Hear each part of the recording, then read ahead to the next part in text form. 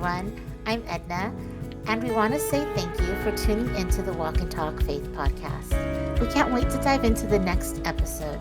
But before we do, here's a quick reminder you can find show notes, links, and more in the description below.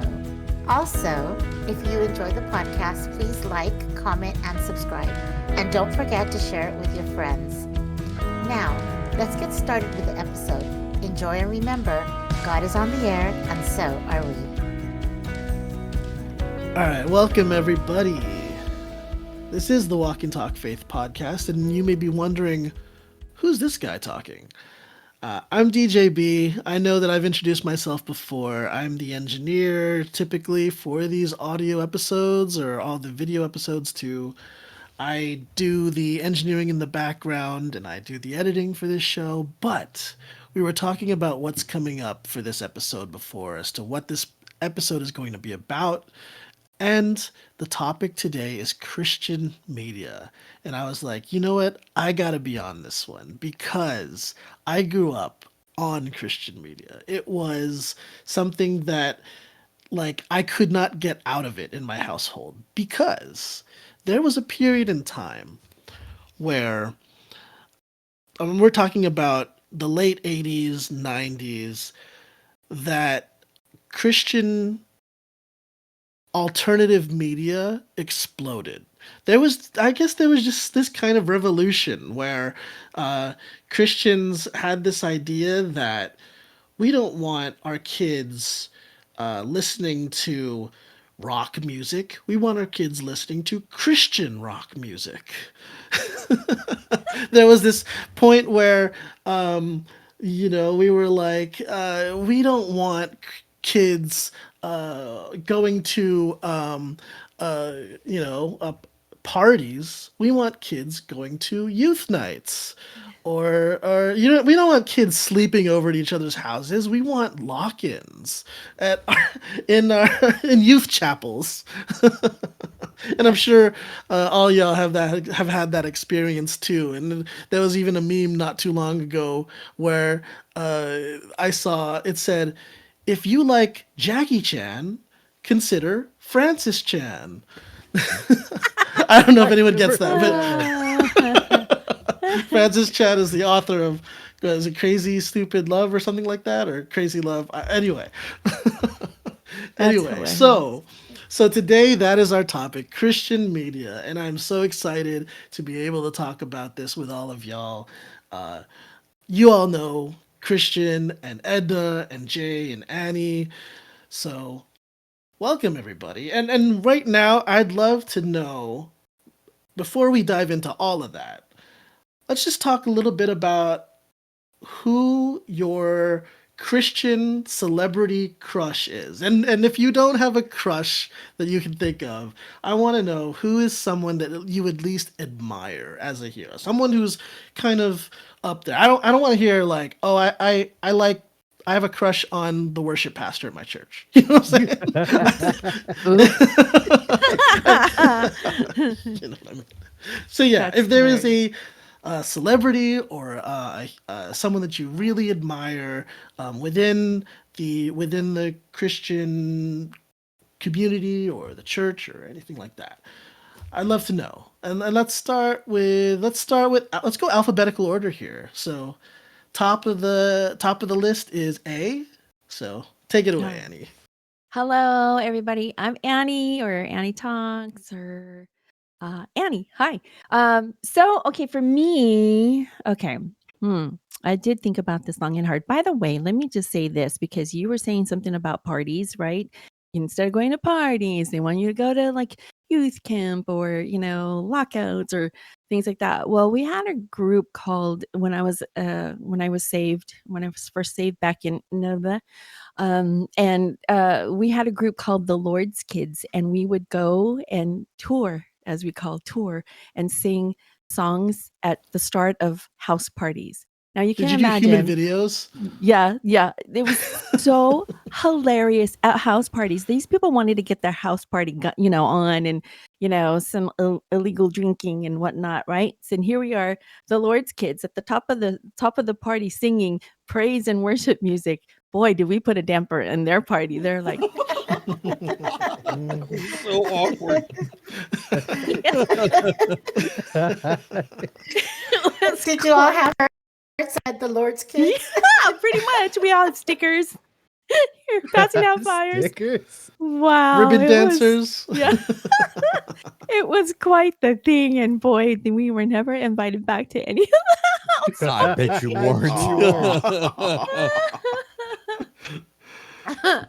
All right. So in terms of celebrity crush, I'm not gonna lie. When I was younger, I was attending Calvary Chapel Downey years and years and years ago, and there was a celebrity pastor that came to speak, and he was a former NFL football player, and his name is Miles McPherson. My pastor Miles McPherson. So now he's the pastor of the Rock Church in San Diego, Point Loma, and all the chains. But he was like, at first I was like, wow, who is this guy? He's from New York, so he had that accent, and there was something about that, the way in which he spoke, that was very intriguing. And so, but then I started following him, and the more and more I started following him and listening, he's pretty, harsh. I shouldn't say harsh. He just has a really unique way of speaking, and he gets right to the point, basically. And I kind of admire that about him because, in our society, especially then, we need people that could do that could like hard press and speak truth, right? And not sugarcoat it. And that's what I really appreciated about him. And I still to this day follow him. So go check him out, you guys. He's at Point Loma, or no, the Rock Church in San Diego. He's the pastor of all the chains and in San Diego, Point Loma, Chula Vista, so on and so forth. So he's definitely somebody that I really looked up to and admired. And I went to go see him a few times live, and it was nice. And at the time, they gave you cassette tapes to take with you, so to listen to. So we didn't have podcasts on YouTube to listen to. So there you go. That's my celebrity admirer, I guess, if you will. Nice. Yeah. Yes. Yeah, you've shared a few videos of him, like Yes. during our Bible studies and stuff like that. And he's very profound. He's very good. Yes, very profound. Yeah, absolutely. Yay, thanks. Cool. Going down the alphabet here. Let's bring it over to Christian. Yay. All right. So, I would say my um my Christian crush would be Yolanda Adams, gospel singer. She's just an amazing person from everything I've seen about her. I think she also one point had a radio show as well. I don't think she still has that going on, but like she has an amazing singing voice. Her songs are just amazing and just all around good person. From what everything I have seen about her. Um, but yeah, that's the She person does on have my an list. amazing voice. Yeah, for sure. What Like are some of and the songs that she sang? Do you remember? so yeah, so she sings Victory. Like I got the victory. She does Still I Rise. She does what is it? Just Step Aside. She a lot of and then I think she also does a song with I believe it's her and Dynamite Kirkland that do the prayer. It's a very pretty song. I love that song. I'd have to check out their versions because it sounds like it's an amazing duo. Nice. That's a good example. Yeah, very nice. I guess that puts me next since I'm DJB. Wow, I'm gonna sound like the least like holy person here because I'm going to just flat out say like my Christian crush is Tiffany Huang from Girls' Generation. Um, she's not like some Christian celebrity, but she's a celebrity who happens to be a Christian. You know what I mean? And it got to the point where K-pop exploded in like the 2010s, late 2000s, 2010s, and Girls' Generation was one of the biggest groups at the time. And so when I started listening to them, and there's so much K-pop music. They make it so like easy to consume because they just put their stuff all out there on the internet. And so when I started learning about some of like the members of the group, I found out that Tiffany Huang was actually a devout Christian. Her mom was also very involved in church growing up, and I even had this plan, right, when I was like in my early 20s, because I found out that her pastor was Jason Ma, who is he's a pastor here based out of San Jose. And I was like, he has this ministry where he goes to Asia and ministers to Asian celebrities. And I was like, okay, my plan is I'm going to volunteer at Jason Ma's church, and I'm gonna get to know Jason Ma, and I'm gonna, become so involved in his ministry that he's going to invite me to Korea to go meet Tiffany. This is a long way around. You had some goals, that's for sure. Yep. Yeah. Oh, but no, I think it is also like music. Like you said, Christian. I like music artists. Really interest me, and I would say like CC Winans is also like a female gospel singer that I really enjoyed her music. Something about the tone of her voice too just makes it so Yeah. pleasant to hear. So Yeah. that would be my answer. Awesome. Moving on to Edna. I was thinking the same. I was thinking the same thing earlier when you had mentioned that you didn't have a crush that was a Christian celebrity, but somebody maybe who was a celebrity who was a Christian. It was the same for me. Well, at least now in the present, I would have to say that I really admire Matthew McConaughey because he's a great actor. He's an amazing actor. He's well All respected. right. He's in the lion's den and respected by all.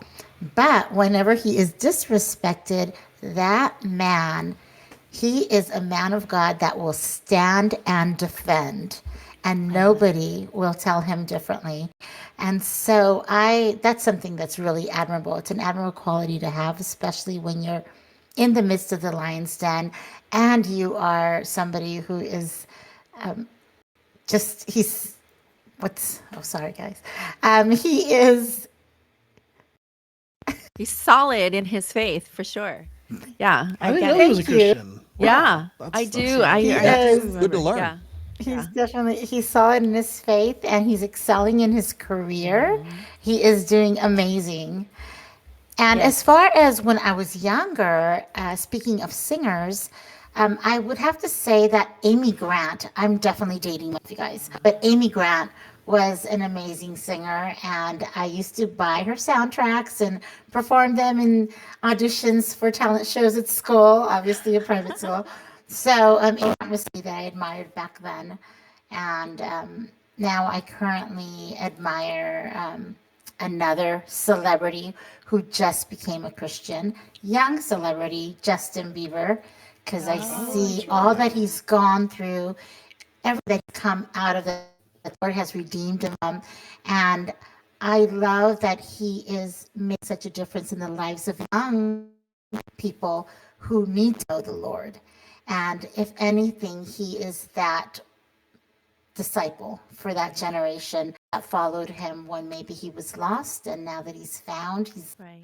He has a good opportunity to be an example now. Yeah. Yes, he does. Yeah. absolutely so I agree. admirable.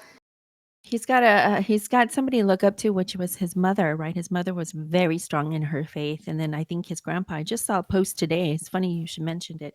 A post today of his grandpa, who'd since passed, but how much he admired him and looked to him. So between his mother and his grandpa, his maternal grandpa, they were very solid in their faith and influenced him in such a very positive way. So I like you, Edna. I do agree, and I hope that he, can influence some of the younger generations today, and I think he'll be used greatly for that purpose. Great For opportunity sure. for evangelism with the platform Yes. he's got. Yeah, for sure. Awesome. But I love what you said, Matthew McConaughey, for sure. 100%. Yes, yes, yes, yes. He's definitely solid in his faith as well. Yeah, that reconnaissance, really brought Matthew McConaughey into the limelight. Interstellar was an amazing movie. Yeah. I need to see that. Yeah, there's this one song that he has that almost sounds like a worship song. Right.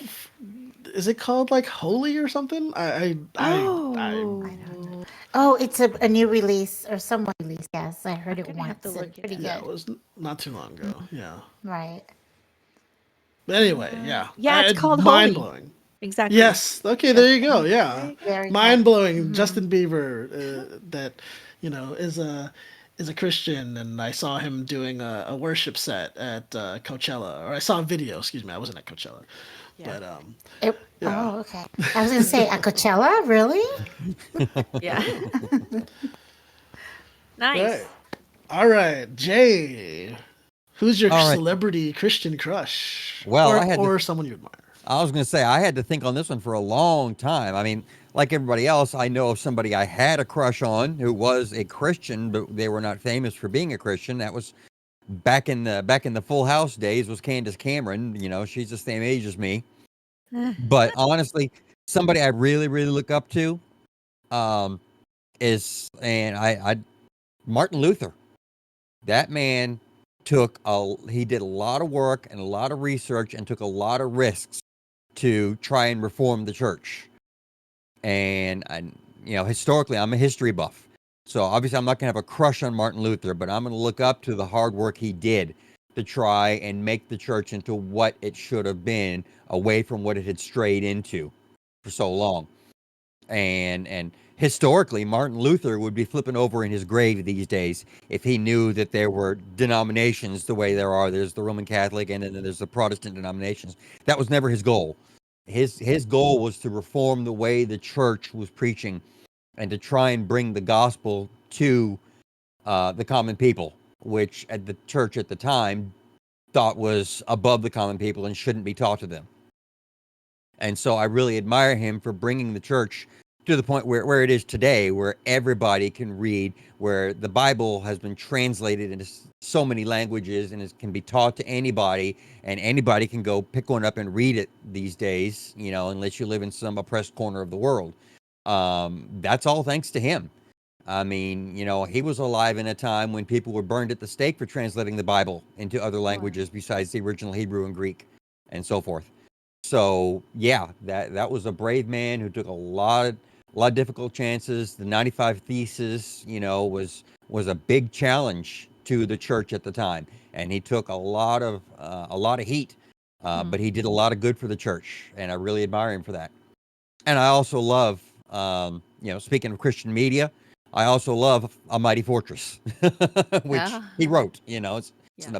my favorite hymn by far. Nice. Look at Jason dropping knowledge. What? Yay. Well, when we get into my area where I know stuff, I'll have stuff to say, but I Yeah. have not been closely connected to Christian media. I'm going to be largely quiet during this episode. Oh, I venture to believe you will have some things to add, so you're I'll have gonna a be few. fine. Yeah. Sure, but really quick, Jay. Favorite Matthew McConaughey film? Oh, no.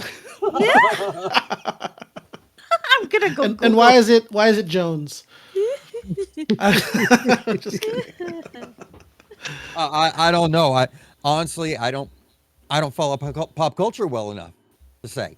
I mean, I could probably rattle off a couple of his movies, but I wouldn't be able to say which one's my favorite. Oh boy. I mean, I only learned today that he's a Christian, which makes me very happy. Fair enough. I All right. think for me, sorry, I'm going to add my 2 cents to that because I found out that he does one of the covers for Sing 2. It's so cool. That's So interesting. I don't know who, but I do remember hearing it, but I'm like, wait, what? Now I have to go watch it. So actually, Sing and Sing 2. Sing and Sing 2. So yeah, now we have to go watch all of it. So we were talking about Christian media taking over. There's this huge wave of Christian pop and Christian rock. Even in the past, we talked about like DC Talk and bands like that. Christian contemporary music is its own thing. Like there's even like Grammys for that now. You know, the Dove Awards or whatever. I think it's amazing how Christian contemporary music has like become its own thing. Because I'll be honest, when I was growing up, Christian contemporary music was not that good. Oh, You know, I mean, it was not nice, at but all. it was Not even a nice, but little it bit. wasn't. Okay, thank you. All right. I Got it. hope I'm not offending anybody because don't get me wrong, there was a few good artists, and that's what I'd love to talk about right now. So, uh, Annie, why don't you share? Why don't you start with us? Share who are some like Christian contemporary music artists that you really liked and listened to that you recall. So that do well, okay, so praise and worship is like my thing, you know. So I Well, hold like on. Let me preface this by okay, saying that praise and worship is a little different, right? Like that's a topic that we'll probably have to set aside a whole episode for because true. praise music and worship music, but stuff that's played on like K-Love or you know what I Right, mean? right. Uh, yeah, yeah. So So are you contemporary, you yeah. want stuff that's not played on the radio? Boy, because in my day, I mean, let's see, like Michael W. Smith and DC Talk, as you mentioned earlier, even Toby Mac was making, and still continues to make, headway. So he's pretty awesome in that respect. And then CC Winans is kind of doing, double dipping in the Christian sphere as well as in some of the secular. And then so same with Lauren Daigle. Lauren Daigle started off, doing secular, I think, and then Lauren Daigle is Christian Adele, is what yeah, people call exactly. her. Exactly. So people like those, and Hmm. and I know we're going to talk about this maybe even a little bit later, but now American Idol is bringing in some of that, gospel and bringing those Christian artists coming through now. So even someone like with like Carrie Underwood, who I saw some of the clips from years and years ago when she started at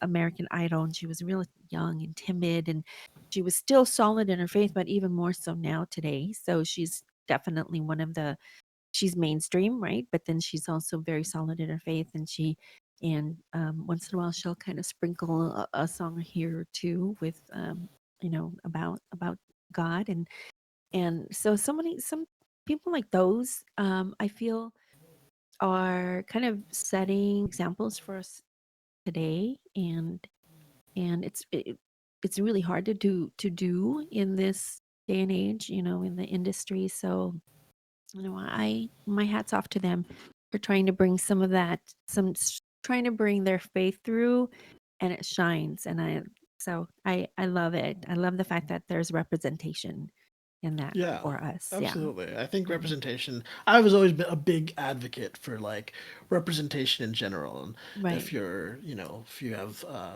personal beliefs, that ought to be represented. Hmm.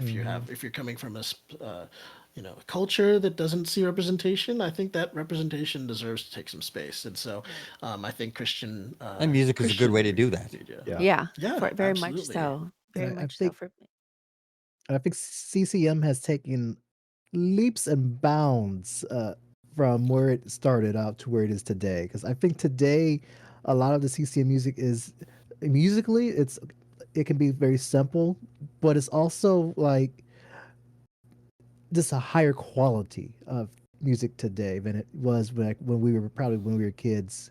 Because like when we were kids, we kind of like, oh, we don't listen to that because it's like it just wasn't cool. It didn't sound good. It sounded more like a mockery of like different What music artist you talking genres. about? Huh? What artist you talking about? Well, see, that's the problem though, I because don't like think he should I name don't any. know the artists, because yeah. all I like, 'cause I know the sounds that I would hear, and I'm like, I don't like this, so I would just turn it off and turn on something else. But I think today we've gotten to the point where it's like it's the quality is so good now, and it's Right. like if unless for some of them you wouldn't know unless you listen to the lyrics and heard that, oh, this is talking about Jesus. You would never know the difference between that and like um and A some hip hop different song rock, or hip hop, whatever. different rock songs nowadays. Right, Yeah. right. And True. I love how it's gotten to the point where it's like it's the quality's jumped, and now you have people that are extremely talented that are Mhm, doing this. Uh, for example, there's a song that I know called by Flame called "Hold On." mhm, It's a Christian hip hop song, and it is really good. And you wouldn't mhm. like you could compare that to something like Snoop would do Right. if it was a Christian music. I think another place where this is a place where I can speak up a little bit is, I maybe it's the Texan in me, maybe I'm just that different from everybody else on the panel. I really love country music. I listen to a lot of country music. And country music is definitely an area where there is more representation of the Christian viewpoint than most other genres, but that's not the focus of the genre.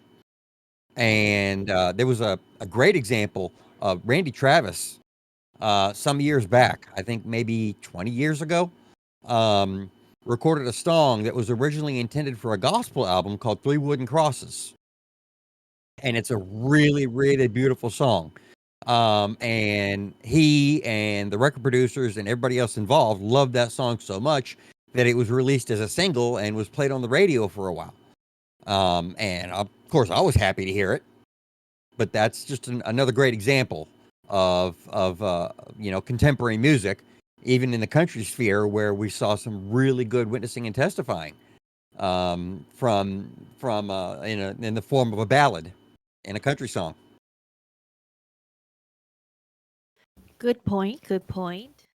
Yeah. I think it's really crazy how uh, different genres can be more uh, they fit Christian music a bit more. Uh, Whereas I specifically remember a boy band. I don't know if any of y'all are familiar with, but they were a band called Plus One, and they were in the like late '90s, and this was when I like do Edna, remember you them. remember Plus Yes, One? Okay. I remember them. Yeah, I I think I don't shied. I know. think I shied away from them though, but I do remember them. yeah. Yes. They I remember one of the guys in that was like the pastor's son of a big church in like Sacramento, not far from where I'm at. This was around like the Backstreet Boys and NSYNC era, right? And like Christians, of course, are like, oh, there's so much success in boy bands. Well, Right. here you go. Here's Plus One. Rizaline actually has that. My wife, she has that CD. She'll Really? listen to Oh, it from time to time to that's get down awesome. to it. That's Yeah. awesome. It So does yeah, stay just with you. It stays yeah, with you through a lifetime, especially catchy when music. you're catching music, whatever you liked, you're gonna remember it, and she's gonna hold on to that CD for life. She will. Yeah. She What better what put are it some on a. genres? You better put it on an MP3 real quick because the CD is probably not going to be accessible Yeah, anymore. CDs have a shelf life. Very soon. Yeah. Yeah. Oh, Let's that's Sorry. not tell true. my teen that. Don't tell my teen that. She's into CDs, and she has an oldie player that I held on to, and she's out searching for CDs while everybody else is looking for records. She's asking for CDs. So let's not That's tell her good. they have a Weird. Yeah. child.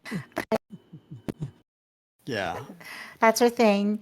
But I'm thinking to when I was a teen, or maybe in my young 20s, probably teens, and a specific type of genre of music. And back then, I really liked that disco, pop, dance, techno music. And there was a Christian band called Nitro Praise. I Oh, don't know if you remember them, Yes. but yes. it was just like your wife. I played that thing over and over again. That was the one Christian CD that my parents would let me blast in the house, I think, because it was Christian. And I can still hear it because I played it so much. And I'd love to see more of that now for our youth. And Christian, you said that there's music. I'd love for it because I did find some hip hop when my daughter was into hip hop, some Christian hip hop artists, and my daughters were like I was back then, like, It's not the same. So Yeah. I wonder how much of it is because you're at that age when you're searching and, especially when you're raised a Christian, you're questioning like, well, is it really as good Mhm. as what the Mhm. world has to offer me? And a lot of it can be that as well. Mhm. Right. It's other than if it's really truly good. It may, for all we know, maybe our music was really good, but we were just questioning. Mhm. We were young. Could have been. I've never heard of Nitro Praise. Is that more like disco style or You Oh, have it to was go Yes. like Google it. You it It have was was to like like go boom, Google. boom, boom, techno. Yeah. boom, boom.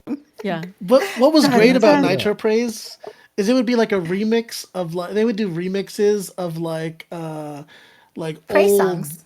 Christian songs. Yeah. Praise song like Great Yeah. is the Lord or Mm-hmm. uh oh my god, what are some I Yeah, it can't was even like, think of some of the I songs anymore. believe in you, All I heaven declares. believe in you. Yeah, it was just I have to really look that up. fast beat. They did Yes. a lot. They For your did, I mean, faithful.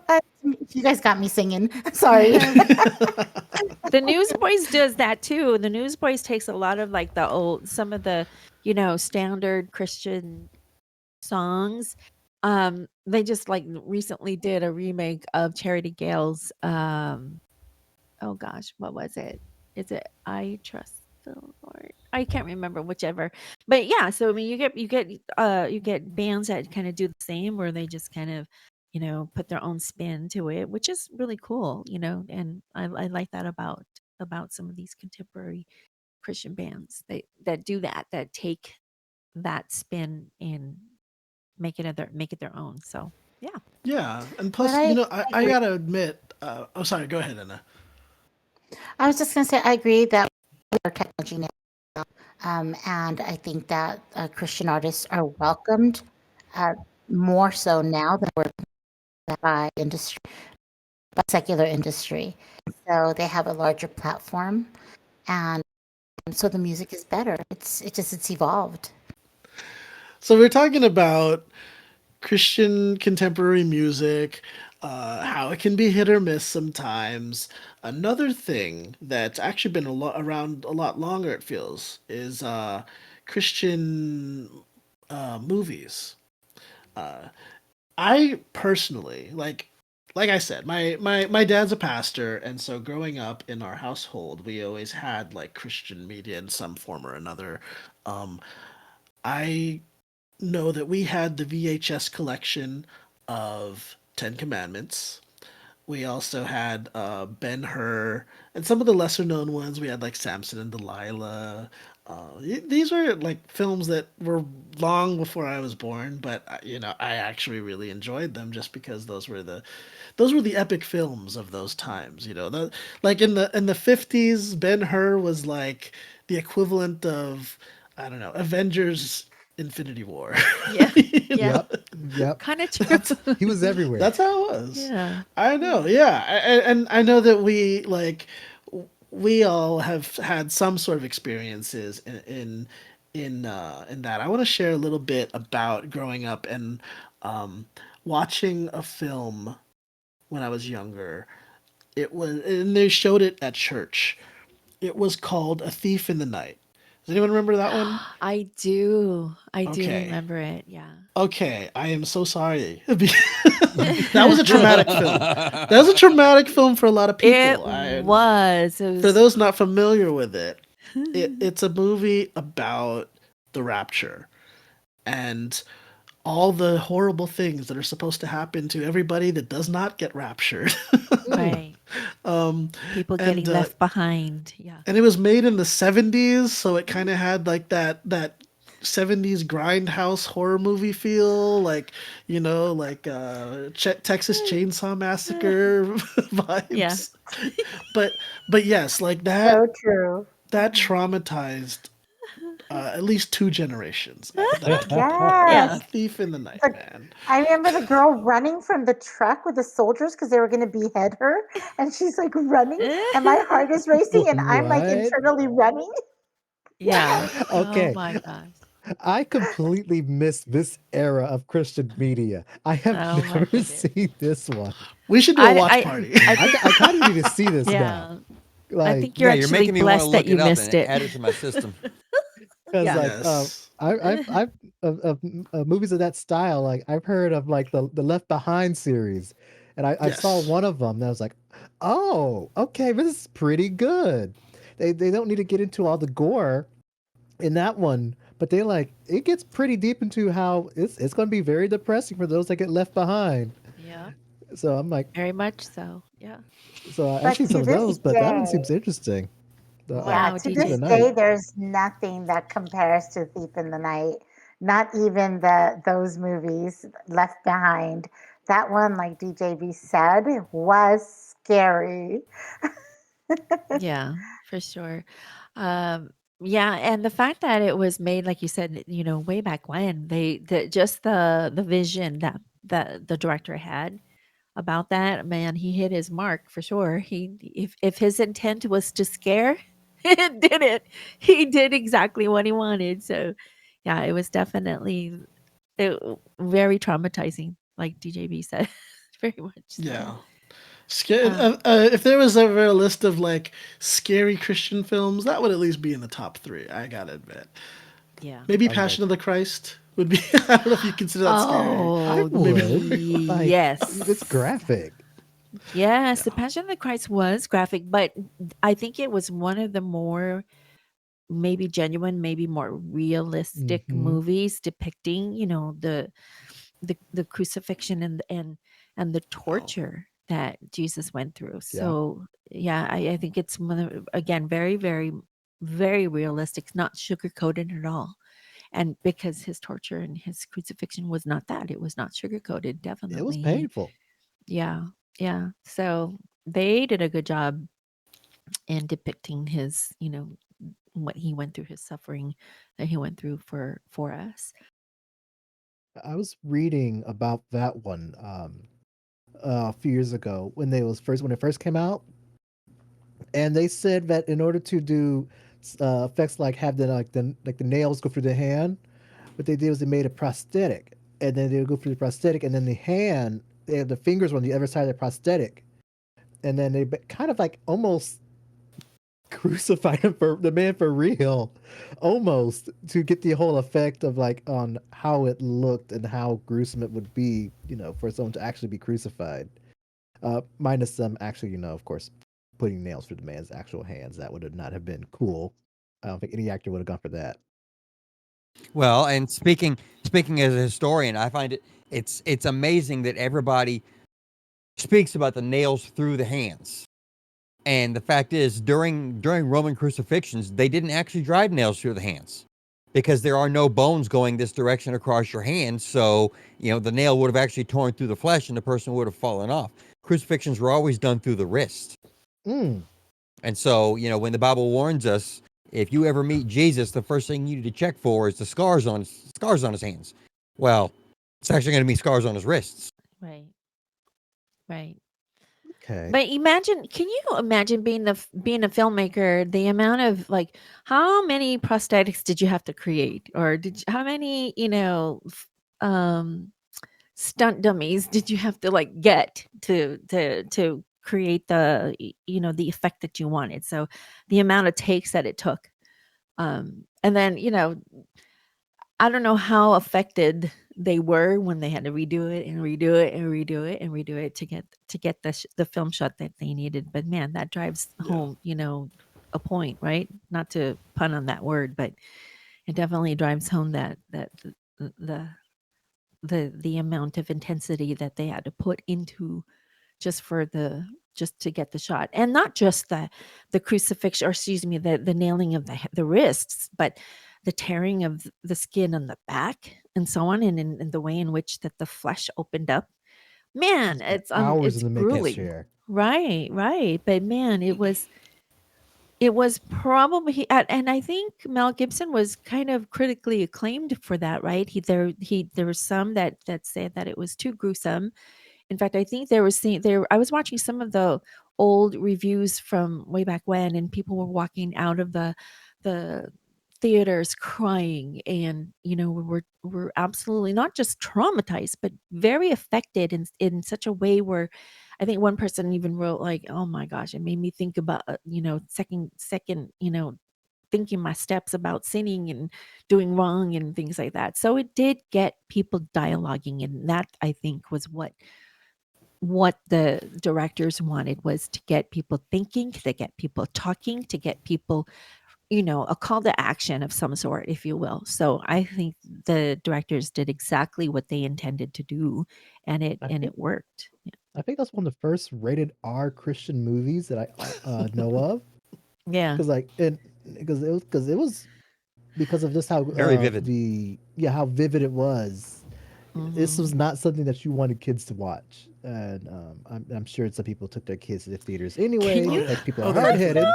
did. Yeah. Can you Hey, imagine? I'm sorry. if I had people bringing their kids to watch Deadpool, I know someone brought their kid and watched The Passion of the Christ. For Yep. I had to grow up So watching Thief in the Night, so see, I mean, yeah. We can try, Yeah. right? Try to warn Very, people. very much so. Very much right. so. Yeah, I Yeah. mean, and Passion of the Christ was much more. I was gonna say it's more contemporary, but actually that came out like what 2000, the early 2004. 2000s. 2004. 2004. So Yeah. so wow, it's actually kind of old Wow, I now can't that believe we it's think been that about it. long. Oh my Yeah. Yeah. It has God, that's like been. I'm not 21 gonna do And the years, math. sir. I'm not 21 gonna do years. the math for that. Exactly. And then again, because, what technology is definitely advanced since then, right? 21 Could you years imagine what ago. they could do if they did it today? Right. Oh, no, I Mhm. can't. I do not. So, yeah, they need Yeah. stronger ratings, I think, for things like that. I think movie industry and the ratings um departments, companies also struggle with that, because, at what degree do you I don't know what's stronger than R. NC But 17. oh, really? Yeah, Okay. there Really? is a stronger rating than R called NC 17. And Well, movie makers go to great lengths to avoid the NC 17 rating because once it gets an NC 17 rating, then the theaters won't show it. yep. Mhm. And so Wow. Yeah, And they won't show it on TV. No one's going to hear about it if it's that for yeah, rated. movies that sure. get an NC 17 rating are just poof, might as well not been made. Yeah. I don't think this movie ever made it to TV. You know how sometimes they can put films on TV and things like that, but no, this movie could not be No, one of they couldn't them, get away with because that. yeah, I mean, there would be half the movies gone. It'd be like, "Wait, what? What happened?" Yeah, it was definitely gruesome. But again, it's not to sugarcoat the torture in which, Jesus went through. So if anything, it was very realistic, and it gave you, oh wow, a realistic view of Yeah. exactly that. So I think that's the power too of Christian, or just movies in general, mhm. more than what you read in the Bible or what you can read in a book or even like, uh, you know, images, paintings, right, have always depicted the crucifixion of Jesus. But when you Mm, actually see it in like Right. a Hollywood produced film and it's graphic and it's in supposedly the original Aramaic and yeah, it creates so much more of a profound like impact Mhm. when you experience it that way. And I think that's why Christian movies are they're like we talk about representation. There should be some representation in mhm. Christian movies as And there's well. not enough Yeah. because Yeah. Hollywood is, as you were when we were talking about Matthew McConaughey, Hollywood is the lion's den. Mhm. They don't want to allow it, even though it's so important that we as Christians and even Christians in Hollywood should be evangelizing. Yep. Um, Well, there Pure there's a Flix. there's a machine there fighting against them. Yeah. And also, You always it could just get looks Pure at Pure the. Flix. It also looks at the money because like, a lot of people. This is a weird one, but I've known quite a few folks that are like that have the mindset of like, oh, I'm not going to go watch a movie in the theater because it doesn't it's not about God. And but even if the Christian movies come out, they still won't go watch it in the theater. So Well, there's that big. mhm. Mhm. I don't say wilderness. I won't say it's big anymore, but I know growing up, I did hear about a lot from some of the older people in the congregation at the time. Mm. Right. Well, I don't want to Well, I'm going to change the subject, but I'm going to change the vibe of the movies. But in Sure, of course. 2024, and then again in this year, but in 2024, there was a very sweet movie that came out, and it was produced by the same people that produced or directed rather The Chosen by Dallas Jenkins, and it was a movie called The Best Christmas Pageant Ever in 2024, and it was absolutely that. It started off, you kind of like, oh, is it going to be one of those holiday movies that they show like say on Lifetime and things like that? I'm not bashing Lifetime, but some of them are very very sweet and yeah, Yeah, the fluff. fluffy. Yeah, The word fluff exactly. came to my mind when you were talking But about the Lifetime movies. yeah, but this one was actually pretty cool. And let me just kind of read you quickly about what the synopsis said about the best Christmas pageant ever. It tells the story of a notorious family called the Herdmans.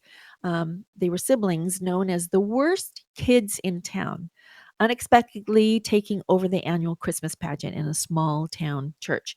And I think it's Judy Greer. Is that her name? Judy Greer. She played the the lady that was asked to direct the play, because I guess the normal person that normally directed the play for 20 something years was ill, so she stepped in, and she was already scrutinized because she was filling some big shoes basically. So she didn't cast like the normal people that they cast in previous years. Instead, she took a leap of faith and casted some of the Herdmans. One of them, the being the eldest, which is a gal, to play Mary, and she did such a beautiful job in her role as Mary. Um, nobody expected her to shine the way she did, because she was in essence a bully. She led the Herdmans, which siblings, which they were all bullies, and terrorized basically the town, terrorized the kids, the school, the teachers, the church, and so on and so forth. And then when they came to play the roles, or in her case the role of Mary, and then the siblings filled in as Gabriel the archangel, our archangel, and all the different shepherds and things like that. Again, so totally out of their character, quote unquote, right? And they came in, filled these big shoes and big roles. Man, they shined, and that was the beauty of this movie is the way in which the story was told, and then the way in which it was depicted, and the way in which Judy, I don't know her name, the character's the director's name, but took a chance in casting this unknown person, and not only did it boost her confidence, she became softer. So it was life changing, it was transformational for the gal who played Mary. It was transformational for everybody, because they judged too quickly a book, by its cover, instead not realizing that there was so much more, something more deeper and something more meaningful in this movie that Well, needed to come out. So, and did you know that movie has been made once before? oh yeah, it's been made many times. It's It's actually been called made. The Best Was Christmas made Pageant. best Yeah. Christmas pageant Yeah, ever. yeah. Loretta Swit Oh yeah, was yeah. in it in 1983, Mhm. and actually the whole. And you're right. I think there's been other adaptations of it, but it was originally a book, Yeah. Yeah, yeah. and the movies are actually an adaptation of that book Right. Yeah. Well. about this rowdy group of kids and Mhm. this troubled family, Mhm. and this woman who's foisted on trying to organize them and get them to make this play, and Right. how it changes all their lives in doing it. Right. Yeah, that was, and again, the way in which that Dallas Jenkins, the director, directed this movie was just very beautiful, and again, it was very life changing. I think for the people that also attended the movie and watched it, you're just expecting this really, tongue in cheek kind of movie, and it ended up being really very dramatic and very nicely, not only directed but also nicely acted by the actors and so on and so forth. It was really good. So there's that movie. And then I wanted to also talk about this year's 2025 movie. And we just saw it a couple weeks ago, my church and I, few of us went down and rented the theater, and we saw King of Kings. It's an animated Oh, film, and let me tell you, if you haven't seen it yet, and why I love this movie so much was because it was targeted towards the younger generation, towards children and families, right? Young families with parents who with young children. But it was so nicely done. And then there's a Instagram post, I just saw it today actually, of a mom filming her kid's reaction when Jesus was crucified. The before, they were watching the film and their eyes were wide eyed and bushy tailed, and then when he was being crucified, you see tears coming down their eyes, and then the little sister was like, literally sobbing and bawling her eyes out, and I thought, wow, this is truly amazing. And it was not graphic. It was enough for families to be able to take their children to the theaters and see, hear from the big screen, basically a story told, for many decades and years and centuries before, but told in such a way that they can receive it and grasp it and It's and beautiful. and internalize it. Yeah, it was and valuable. absolutely beautiful and And valuable. valuable to be able to Right. reach out to kids with it that way. Yes. So I highly recommend that. So 2 movies I recommend: The Best Christmas Pageant Ever from 2024, directed by Dallas Jenkins, and then this year's 2025 King of Kings. And there's many celebrity voices, that there's Bronze Pearson, there's oh my gosh, I can't remember. So but yeah, there's quite, the celebrity cast that do the voiceovers. So I highly recommend that. This just makes me think like Christian films are just so profound, right? You Hmm. know, Right. they could get so deep, but when you start to talk about like Christian TV series or video series, you know, most people think of like Veggie Tales, Yeah. which Hmm. Yeah. not to knock on like Veggie Tales. I think Yeah. Veggie Tales are great too. I mean, that's made for kids, and it came out around the time when like CGI animation was like cutting edge, Really and it starting to just come into its own. Yeah. Right. Yeah. Right. yeah, it was kind of like a perfect storm. Did anybody like have any experiences with Veggie Tales? I did to some degree, when my kids were going to church with me, and they were always with me in tow as we would go to church. And sometimes we would put Veggie Tales on for them to be able in the green room to watch. And they were like, for a second or two, they were like, and then they were over it that Oh, quickly. they did. Aw, tough crowd. Yeah, totally All we can do is critical, try. very Isn't that what I critical. said? Yeah, so, very critical but for sure. so Uh-huh. I have so I used to do a few years. I was a camp counselor at a Salvation Army camp out here, and so we had kids that were like oldest I think we had was like 13, 14. We had got as young as 7. And so what we would do, we would uh, for one of the weeks we did a topic. I can't remember what the topic was, but we'd use Veggie Tales a lot in our little chapels. So we just put like a little clip of Veggie Tale, and then we would expand on that through whatever the message is of the day with our memory verses. And so the kids seem to love that. Every time we put on they're like, uh, can we put on the next Veggie Tales? I'm like, no, you gotta wait for tomorrow. Tomorrow's where you get the next bit of it. It was actually Hey, at kind of least cute. they were curious and they were interested, Hmm. right? Yeah, that was Hey. Yeah. engaging them. That's Yeah, good. that's good. That's good. Yeah, Now I got junior tired of it really asparagus. quick because I saw this was like we did this like for 2 weeks. Two different group of kids. So I got tired of it real quick, but the kids loved it. I'm like, Yeah. okay, as long as the kids love it, I'm all here for it. I'm gonna fake it until I make it. Oh Yeah, my it was gosh. definitely for the preschool audience. Because when Yeah. I was teaching Hmm. children's school or church on Sundays, the preschoolers, that's the one thing that was our weapon to keep them calm, Yeah. per se. Weapon. Yep. Like yeah, their weapon, our weapon, right? No, Yeah. but it was a distraction. It's what kept them calm and Yeah. A intrigued, and happy they loved distraction. VeggieTales. And like Christian said, they would always ask for it. Yeah. But there were some episodes that were pretty scary. I know my daughter was scared of one episode that talked about the monster in your closet, and it's a great teaching lesson about, calling on God and so forth, but it's still Yeah. scary for a Yeah. A child. monster in God your is bigger closet. than the boogeyman. That's Yeah, it. there Kids you need to go. know that. Yes, that's Yeah. it. God is bigger than the boogeyman. Good That memory. is funny. Yeah. Yeah, Yes. I mean That that's is that's funny. that's the classic.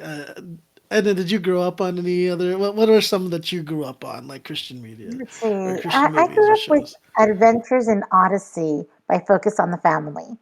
So Oh. it was a series that was on TV, but it was also, I think, before it came on TV and had the DVDs. It was a radio series, so on Oh Christian wow. radio. So it was all audio first, and then it turned into the videos and the cartoons, which you might remember. I'm a little older than you, but yeah, I do Adventures in remember those Odyssey. cartoons though. I Mhm. would get them from my Christian school library. They had all the VHS tapes and stuff like that. Um, Yeah. Adventures in Odyssey was one of them. McGee and Me was something that my sister and I watched a lot. I know Wow. that that's a little obscure for some No, McGee and people. Me is not obscure. I remember that one. Okay, okay, there you go, there you go.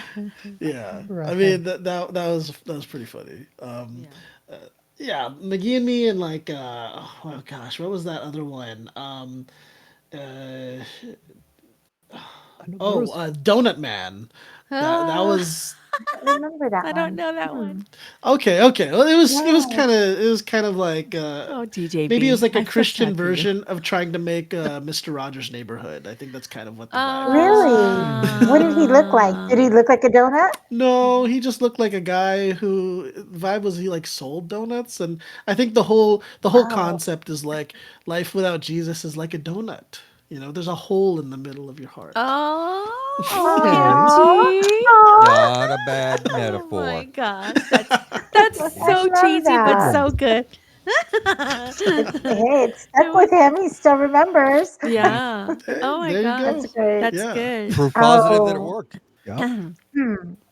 So I did a I lot of, loved Salty. yes. Go ahead. I was just gonna Yes. say salty, Salty, salty, the the singing singing song. songbook. Yeah, for sure. Yes. Oh He man, if was. you look up videos now though of Salty, it's like it's kind of disturbing. Oh my gosh, really? I gotta Seeing Absolutely. go. people with Yes, that it is. face paint, and there's an episode where my sister and I actually like we would get scared watching Salty the Singing Songbook videos. There was one with like my sister's name is Charity, Oh. and there's a character named Charity Church Mouse. Mhm. And like there's an episode where like there's like a guy called like Von Rat or something, and he's trying to like Risky rat. uh Hmm. okay, yeah, yeah, yeah. Yeah. And he's trying to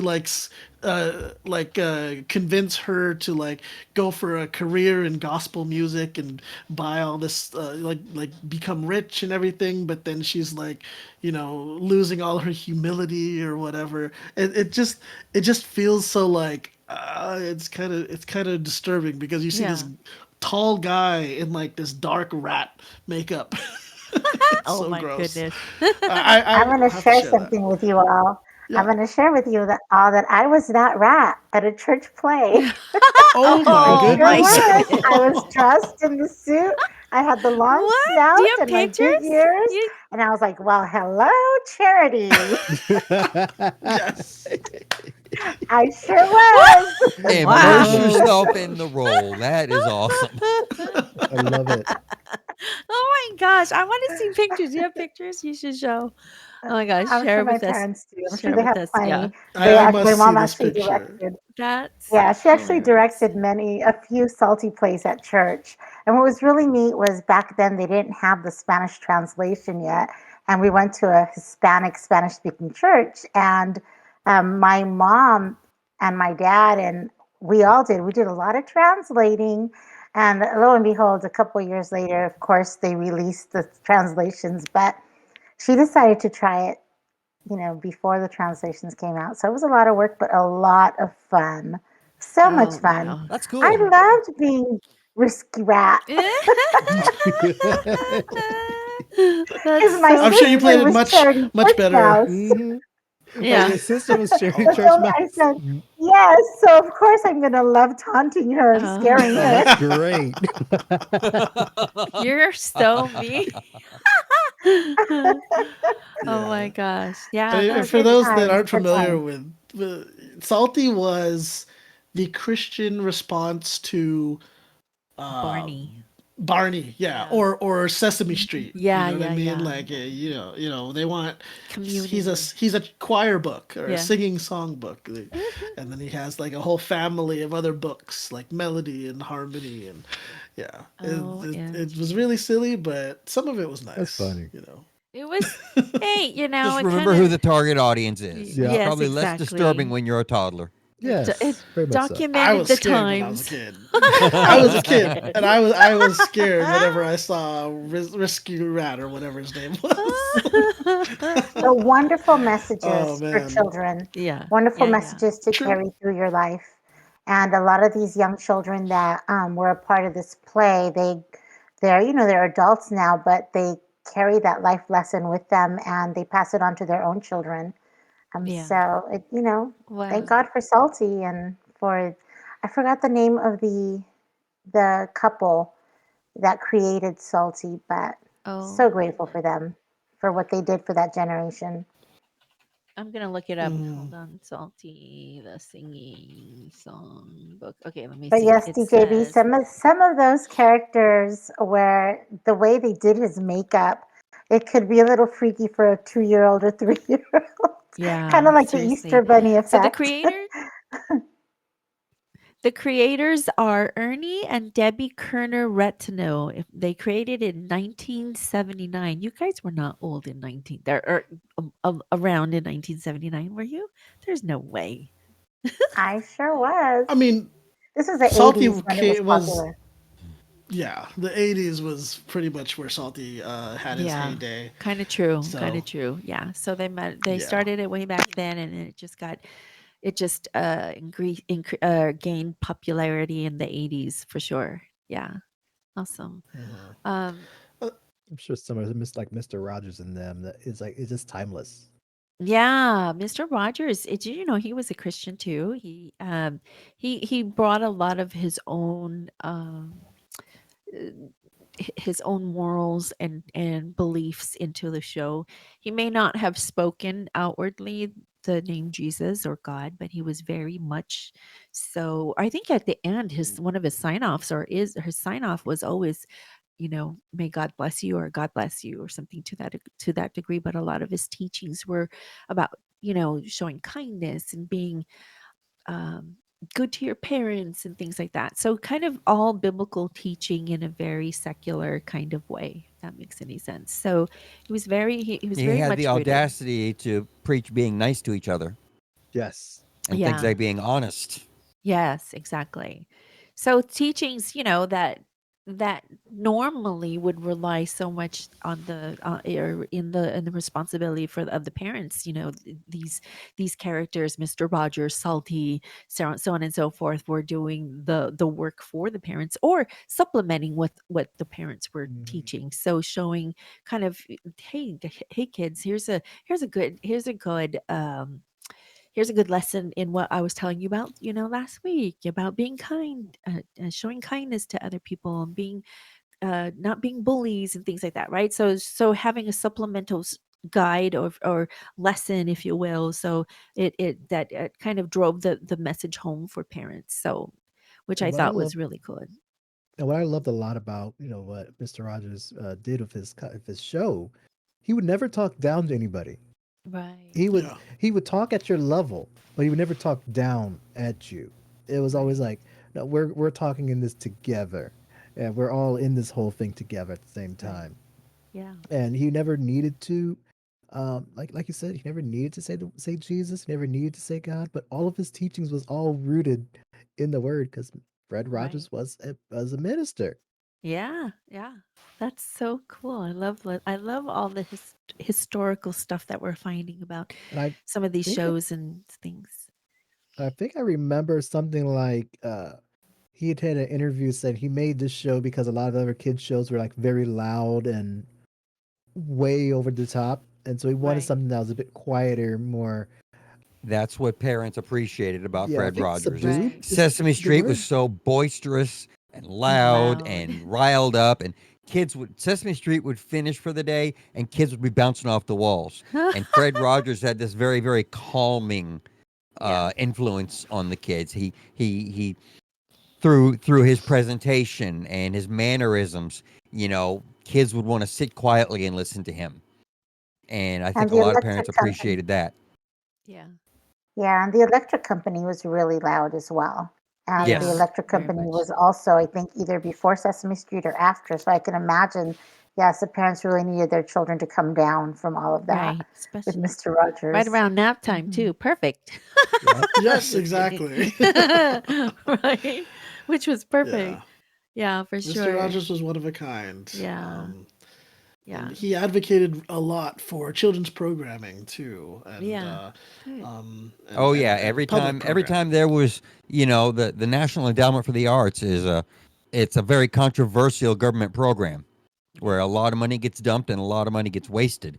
But anytime the National Endowments for the Arts came under fire, boy, he was out there testifying in front of Congress saying, "Don't cut this Always. funding. Look at what I'm doing here." Yeah. Good. Hmm. Yeah. Very good. Awesome.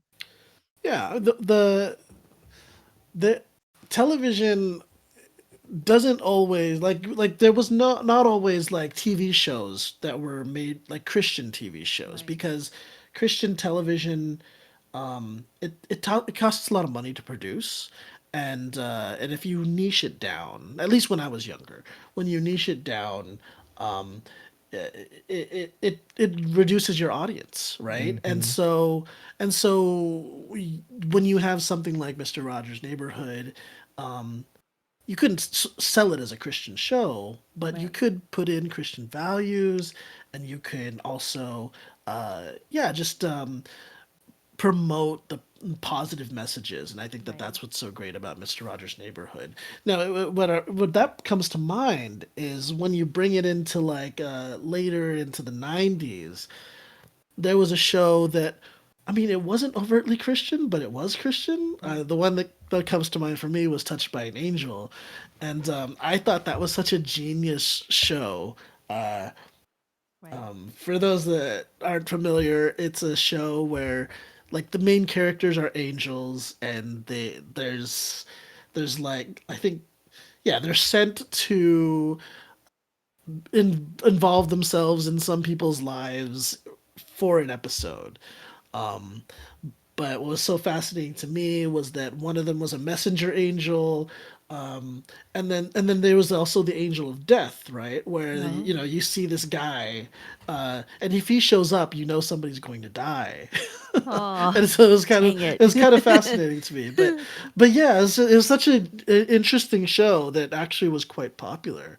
I think the profound message from Touched by an Angel was faith. Oh, Because perhaps. Touched Yeah. by an Angel very rarely, if ever, addressed Jesus. Mm. But it definitely pushed the message of faith in God, leaning on God, turning to God in when you're in time of need. And I think that's, um, while I would like to have seen more of Jesus, Yeah. I think that's a very important message that the show brought to millions of people. And the show was a big hit. It did that. Yeah. Mhm. Wow, it had a huge cast. I'm looking at some of the people, some of the guest featured um actors that came on the show, but some of the more renowned ones were Della Reese, right? Hmm. Did Valerie Bertinelli, did she play a consistent role, or was she just like a guest? She I don't looks like remember. Gloria. And then Cloris Leachman and so on and so forth. Jasmine Guy, as you guys know, maybe from, um, oh my goodness, what was that show she was in? She was in that popular pop culture show. Oh my goodness, it's all escaping Actors, me. TV actors from the '90s. I'm so lost on their names Yeah, sometimes. same, same, Yeah, I same. don't know I'm just names. looking at the cast Yeah, right and you're now. asking me to remember something from the 90s. Do you have any idea how many times I've slept since then? Oh my goodness, stop.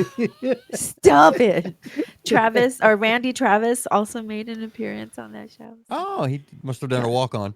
Yeah, I think so. Perhaps. Oh, Carol Burnett, right? So, lots of people made appearances on that show. But yes, I think I may have only seen like a couple episodes, DJB, so I don't know it as well as you, but I do know that it did have some very positive messages, right? So a lot of it was, um, yes, like Jason said, that it kind of turned, the turned you to look into the mirror and kind of just think about your own faith and do you have some to that effect, so.